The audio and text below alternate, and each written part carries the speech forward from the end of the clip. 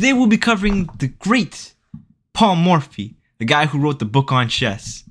My name is David. You can call me the Quadra. Let's get right into it. Now, we're going to be covering some games from the 1800s since Paul Morphy is from that era. This is considered the romantic era of chess. Back then, players, when they would play moves, they would try to only record games where they had beautiful attacks or very beautiful games where they're just pure brilliances. No boring chess, no slow games. We only really had slow games that were recorded from then is when players offered money to play against each other, because back then there were no tournaments. Back then players would, whenever they say I'm better than you at chess, they would offer up their own money, have a sponsor, or offer up their own money and say, here, I'm gonna play against you. We're gonna play against each other. Who's gonna be the better one and win money against each other. And that's how it would go. Now, oftentimes you would see players like Paul Morphy, Bird, Steinitz pop up, all different players, and they would be shared throughout history because of these beautiful games. Let's start with this first one. We have Morphy against Bird.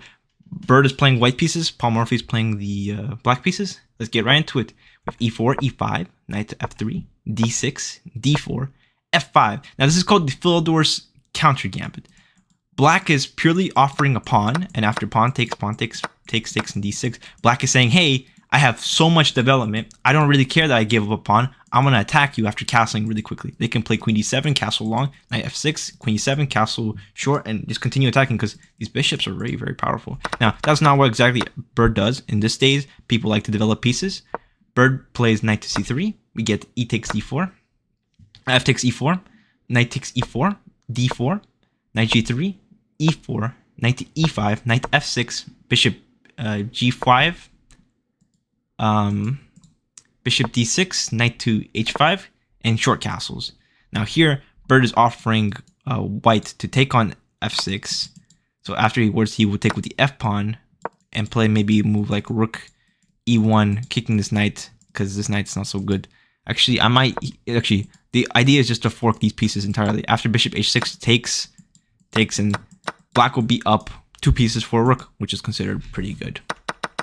So white does not do that here.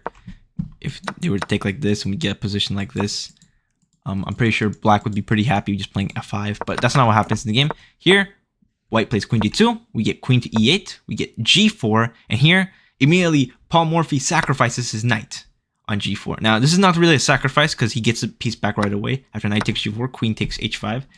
The whole point is after you get knight takes g4, it makes this knight very weak, and he's going to take the knight and attack this knight. So he's not wasting any tempo with this. He's gaining tempo, actually, because the knight has to move again, and now he's putting pressure on this bishop.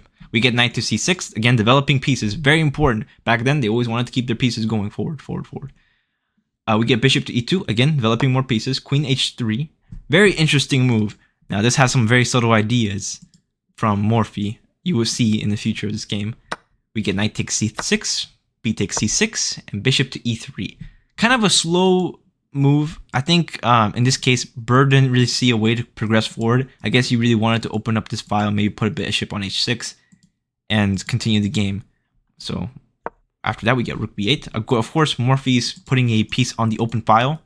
Look at his bishops and his rooks. They're very active. His bishops are very active. His queen's very active on the side of the board, kind of restraining white from doing anything with these pawns or pushing forward or anything like that. And he's attacking a pawn. Here, white castles, short, and immediately Paul Morphy sacrifices the rook. Rook takes f2. What is this move? What's the point of this move? Now, immediately you look at it like this. Okay, black took a pawn. I don't see why. It looks like, okay, you're just grabbing a pawn, you're pinning the bishop. If you don't take the rook, you're pretty much worse immediately. Because what are you going to do about queen b2? What are you going to do about rook here? After we get a move like this coming in, I'm just going to play rook f7. I grab the pawn. I'm very happy. I don't see any problems with that. So white, of course, accepts the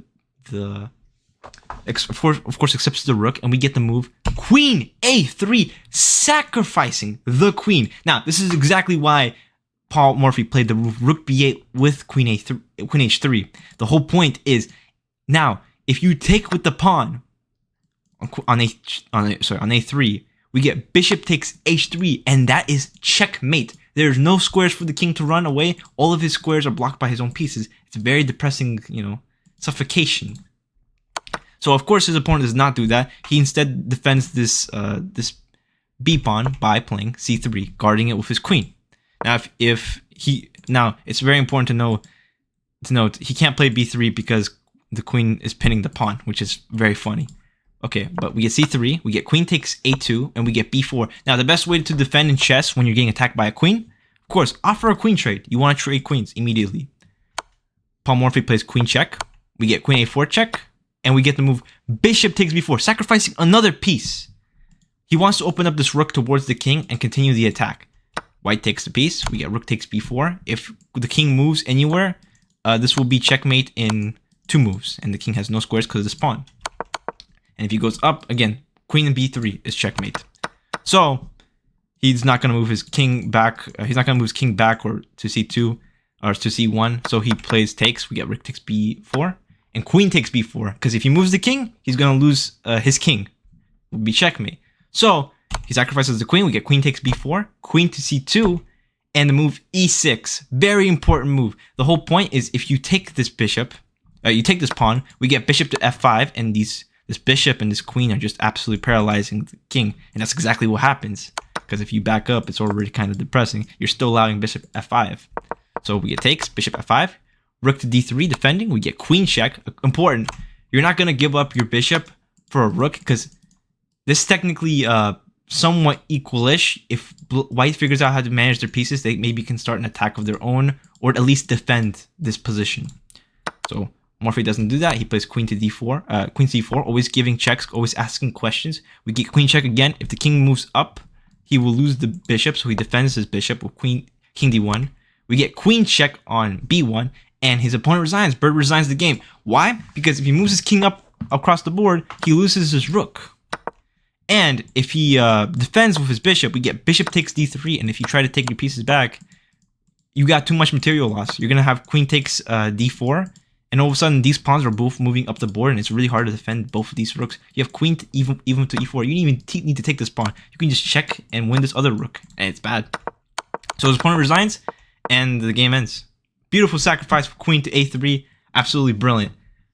Morphy showing exactly why people studied him from back in the 1800s, from the 1900s, and from now on. A lot of American players nowadays always study one of the greats, Paul Morphy, probably the best player to look into how to develop your pieces and really bring activity to your bad pieces and your good pieces. Okay, let's move on. Now, back in the 1800s, we had players that weren't exactly the best at chess. Now, Paul Morphy, in order to entertain himself against these players, he would sometimes give odds. That means he would give a piece up and play the game without that extra piece. Now, in this game, he's playing without a rook. This rook is completely empty. There's no rook on the board, and he's playing this game. And this is a beautiful, one of my favorite games. Anyway, we have e4, we have e5, knight to f3, knight to c6, d4 takes, and bishop c4. Now, if the rook was on a1, this would be considered the Scotch gambit. We get bishop b4, we get c3, we get takes on c3, we get castles, takes on b2, and bishop takes b2. Now, if you notice what happened in the game, white sacrificed another pawn, 2 pawns actually, and gave his pieces life. You notice that the bishop is active. These 2 bishops are completely active. This knight is very active. This rook might get active on d1 if he moves his queen to d5, attacking the f7 for checkmate. And so black plays the move, very depressing move, because he sees the threat of bishop to queen to b3 attacking this f pawn or this b pawn, which the b2 pawn, the bishop on b2 is attacking this g2 pawn. So he defends this bishop, this g pawn with the bishop on f8. Again, you really shouldn't be playing chess like this. Putting your pieces back on their home squares, not very good. But that's back how people played. People wanted to try to, defend pieces with pieces and not really push pawns, which actually I would say probably one of the better ways to play chess nowadays. Now, the better way would be to play knight to f6. However, it starts to seem kind of scary after e5 and all of a sudden knight g5, and all of a sudden you have to worry about moves like e6 again. All of a sudden you have a player that is down a piece brutally attacking you, and it's not good. It's very hard to play. So I guess that's my guess for why Charles here didn't play it. We get e5. after bishop f8. d6, we get rook to e1. Again, activating his rook towards the king. If we get takes on e5, he's going to take with the knight and attack the king. So that's what his opponent actually does. He takes on e5. We get knight takes e5. And his opponent says, you know what? I'm up a full rook. He started the game without a rook. I'm going to trade queens. But that's where he made a fatal mistake. Trading queens is the worst thing you can do in this situation, because you have to realize Paul Morphy is attacking this f pawn. Paul takes on f7. We get queen to king to e7, and we get the move knight to g6. Knight to g6 check. This is a double check. The king, if the king moves to this side of the board, we get rook takes, and the king has to move again, which probably has to continue moving forward towards the board, and we get knight takes rook, and all of a sudden, white won back their bad. They won back their rook, and they're equal almost. And now actually, white is better because the king is out in the open, and now he's going to continue attacking.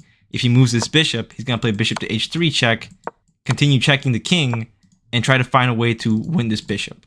Maybe can even start with a move like rook to d1, maybe attacking this bishop, and it's going to be really hard to move any of your pieces. But that's not what happened in the game. In the game, black greedily took the bishop on f7. And if you have a very nice eye, you will notice that there is a very, very bad situation here. Black has no squares to go anywhere at all. So white takes, Morphy takes on h8 with checkmate. Beautifully covering all the squares for the king with this knight that goes to the corner and just says, you know what? This queen trade that you did on d1 didn't do anything. You just gave me the opportunity to attack you fully. And that's how Morphy won a beautiful game in 13 moves without a rook. One of my more favorite and memorable games, I would say. This just shows how good of an attacker Morphy was, even without a rook. Okay, on to the third game. We have Paul Morphy playing with the black pieces against Louis Paulsen. We get e4, e5, knight to f3, knight to c6, knight to c3, knight to f6. The four knights, we get the Spanish variation with bishop to b4. And nowadays, a lot of players play the move bishop b4. The double Spanish or the copycat Spanish, depends how you want to call it. And this is usually considered a draw, very boring. But in these days, people play bishop c5. They wanted to keep the ideas alive. This is called the classical variation, purely because of this reason. It's, it's an older line and it's not so good. We get castles, and we get knight takes e5. This is exactly why playing bishop c5 is a bad move. Because if you take on e5, we get d4 and you're getting your pieces forked. And it's not so good. Now you have to give up a piece, maybe play knight c6, and it's a little bad. You're giving up your bishop pair, and you're gonna have doubled pawns, and it's gonna be a very hard to defend endgame in the future. And even here, you don't even need to take this knight. You can play queen to e3 and push your kingside pawns, and you're just killing it. Anyway, what happens in this game is after knight takes to e4, Morphy doesn't take on e5. He wants to continue his pieces getting active, and he plays rook e8, sacrificing that pawn entirely after knight takes e4, knight takes c6, sorry, d takes e6, bishop to c4, he plays b5, bishop to e2, and knight takes e4. Now, if you are a fellow Eric Rosen subscriber, I believe you would know what this looks like. This looks very, very similar to the Stafford Gambit. You have all this good activity, you got your pawn back on e4, so that sacrifice wasn't really bad, and you're just kind of punishing black here, or you're punishing white for their greediness of playing knight takes c4. However, after knight takes on e4, rook takes e4, bishop to f3, rook to d6, and this awful, this very, very awful move, c3. White really should be playing the move d3 and developing the rest of the pieces. Maybe try to get bishop on h4, bishop on f4, anything like that. Black was probably very scared of white was probably very scared of moves like rook g6, due to the fact that, maybe queen to h4 happens, bishop to h3 happens. This king doesn't look very safe anymore because of this bishop here pinning everything. And this bishop doesn't know where to go. However, the only move here, probably bishop to e6. You gotta trade off pieces if you want to win a game. However, white plays the move c3, and Morphy plays queen d3, paralyzing white's position, not letting him develop, putting a piece right down his throat. No squares. He can't do anything here. So white continues trying to figure out how to put his bishop on a better square. You can't play bishop e2. You can't play rook e8. If you play rook e8, I believe you don't even need to respond to this. You can just play bishop d7. And if you trade, it's always good for white pieces, bishop e2, and you continue to play queen g6. Actually, I probably prefer rook takes and then bishop here, not allowing any queens to go forward. Because if you go queen forward, this bishop, again, very, very stuck, has no squares. So instead, after b4, we get bishop to b6, a4. Again, white is trying to find a way to activate his pieces. We get takes, queen takes a4. This notably undefends the rook a little bit. The king is the only piece defending the rook, and this rook as well. And queen doesn't really have any grasp of where it wants to go except on the c6 square. So Morphy defends on bishop d7, defending the c6 square. We get rook to a2. Now, this is kind of a strange move, but it makes sense in the long run.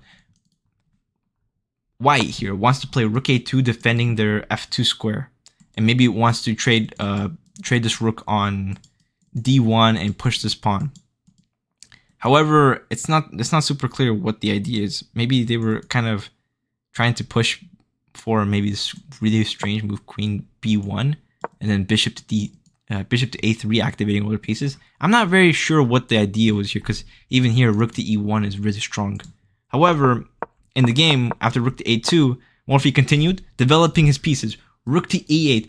Now, you're seeing the common theme here. Morphy, whenever he has any time, he's going to bring the rest of his pieces to the game. He has both these rooks doubled, looking down the e file. This bishop looking very active. This bishop potentially coming in with c5 because it's protected with, attacking this queen. Looking very good. Now, actually, looking at it now, rook a2 looks like it's just the intent of trading queens with queen c2, which obviously I don't think Morphy really cared about, because he would move his queen and then continue attacking this. But in the game, we get queen to a3. Sorry, queen to a6. Offering a queen trade with this move rook a2, which wasted time with rook e8, which is very strange. However, after queen to a6, Morphy plays a beautiful, beautiful combination. Let's see if you can spot it. He plays the move queen takes f3, not trading queens, going straight for the king, because he realizes something. Hey, I have 1, 2, 3, 4 attacking pieces potentially coming towards your king. Why don't I sacrifice my queen, get rid of one of these defenders, and attack you? Because the rule in the chess is if you have more attacking pieces than defending pieces, usually you can sacrifice and continue the attack. Here, white has only 2 defending pieces. Here, black has 5 attacking pieces. So he sacks the queen. We get g takes on f3, and we get rook g6, attacking the king. Now the king moves to h1, and we get bishop to h3, going for bishop to g2. If rook to g1 is played, rook takes g1, and this will be mate. So you cannot do that. So the move after white plays the move rook d1.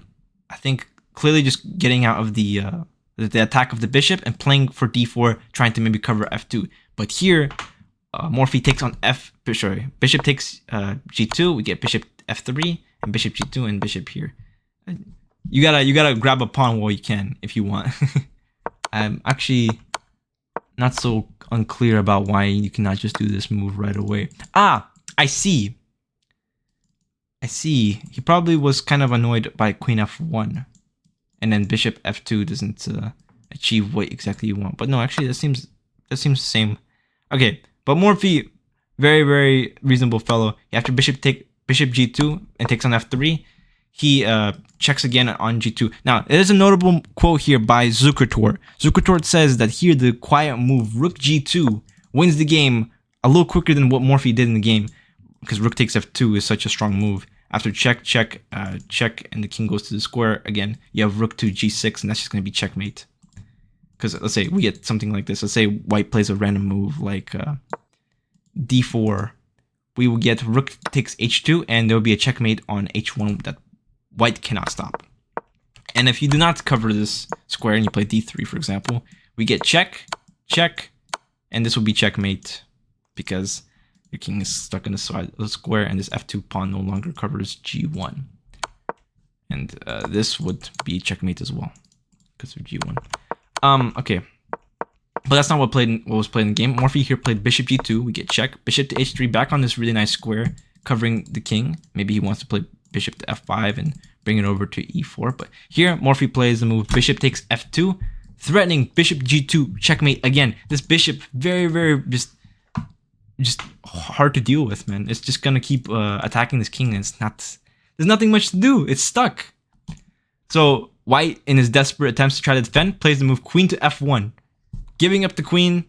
And after queen takes, rook takes, Morphy plays rook to e2. Again, second rank defense. He wants to keep his pieces alive and active. He doesn't want to play a defensive passive move. He wants to keep it going forward. We get to move rook to a1, because if you push the pawn, you lose the rook. So he wants to unpin himself. Honestly, probably the better choice would be to take on a7, but taking on a7 blunders the rook, so not so good.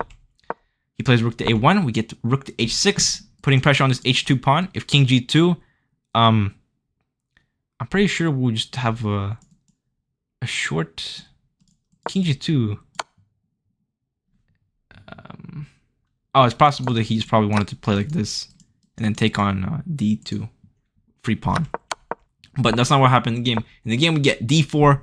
White finally develops a piece and attacks a rook. And we get to move bishop to e3, defending the rook and attacking h2. And if you take the bishop, we get rook takes and rook to g2, checkmate. The king is stuck in the box. This is what we call the coffin, because both rooks just look at your square and you have a little box around your king. Not so good. And there's no way to defend here, because all the squares are defended by this bishop and rook.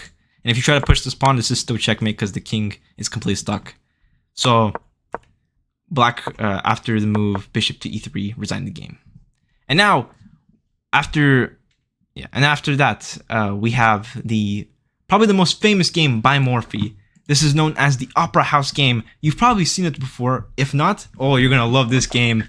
Oh, you were gonna love this game. This is probably the most famous chess game by Morphy. This shows exactly how you activate your pieces and attack. Morphy here, the story goes that Morphy was playing with the Duke Karl, Count of Isouard. I don't know how to pronounce that. The Duke of Karl's at an opera game. And in order to continue the game, to win fast so he could watch the opera game, he decided to sacrifice material for no reason.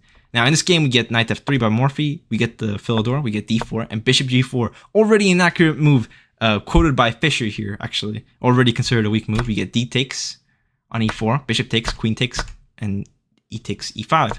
Bishop to c4, attacking mate, queen f7 is checkmate. If he had a move, he would play queen f7, and his king has no squares. We get knight f6, defending checkmate, queen b3, attacking the f pawn and the b7 pawn. And so black plays queen e7, defending the pawn and giving up this b pawn. Now, the story goes is that once Morphy got here, he didn't want to take the free pawn, because if you take the free pawn, we get queen b4 check, and you trade all the pieces. And yeah, you're up a full pawn, but it's gonna be a long game. You're gonna convert, and it's not very fun, right? You want to watch this opera game. You're sitting at opera. You want to finish that opera, and you want to go on with the rest of your day, do whatever you're doing in 1800s, right? However, after this got played, Morphy didn't do that. He played the move knight to c3, continuing development, not taking a pawn. He wants to attack black immediately and win the game fast as he can. The Duke plays c6. This is the strongest move recommended by the engine. Just kind of taking away squares from the knight and, not really developing any pieces, but there's not much you can do here. In this position, it's kind of hard to defend. It's kind of hard to activate a piece, because if you take on b7, you're going to get forked. If knight to c6, you're going to get forked, and it's not good. So, okay, c6, we get bishop to g5. Again, Morphy developing all his pieces. Good stuff. We get b5, and immediately Morphy plays the move knight takes b5, sacrificing a piece completely for long-term activity. Because after c takes b5, bishop takes b5, and knight to d7, white simply castles. Oh, shoot. Sorry. White castles the king. Now, the whole point of this castles move is purely to put pressure on this knight. It's because once you look at the position, you realize here, White is threatening right now to take this pawn. Like I say, a6 got played. Knight, bishop takes a6, d6 would be a threat because the knight cannot take with this. This knight cannot take on d7 because the queen would be hanging. And if the queen takes, it's losing, and the king moves, it's also losing. Your king is being bounced around the board. Actually, queen b6 is mate here. That's how bad it is. So after castles, white is immediately threatening d7. So black defends it, plays rook d8. He needs to defend his bad knight. He can't really move any of his pieces, so it's very sad. And so Morphy here plays the move rook takes d7, sacrificing another rook purely because after rook takes d7, and the only move that can take on d7 without losing the queen, Morphy plays the move rook d1. This rook is pinned to the king. That means he cannot move. This rook cannot move. So he brings the last piece that he needs to, to continue the attack into the game. The only piece that he hasn't moved yet. And if you look at the position, black has two pieces that have never moved in the game, and all of these pieces that white had on the back rank, all of them have been moved. The king has been moved. The rook has been moved. All the pieces are all gone on the board. These bishops are just absolute snipers, completely cutting across black's position, and black can't do anything. So here, black plays the move queen d6, offering a queen trade. Now, of course, Morphy wasn't someone that liked to trade queens, so instead he saw this move, bishop takes d7, taking the rook, of course, and then finishing the game off in a brilliant style. Just purely, cleanly. Let's see if you can find the move here. It's a mate in 2 moves. Morphy plays the move queen to b8.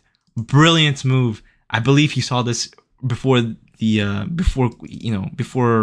right when he started sacking on d7. Because after knight takes after knight takes b8, we get rook to d8, and that is checkmate. This is the famous Opera House checkmate. I hope you guys enjoyed the video.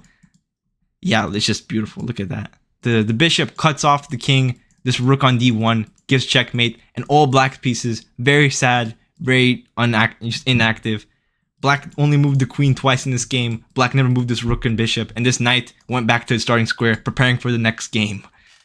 And yeah, it's a good game. Actually, that's not even the starting game. We have this knight coming over here to the next starting square, so we have kind of flipped knights.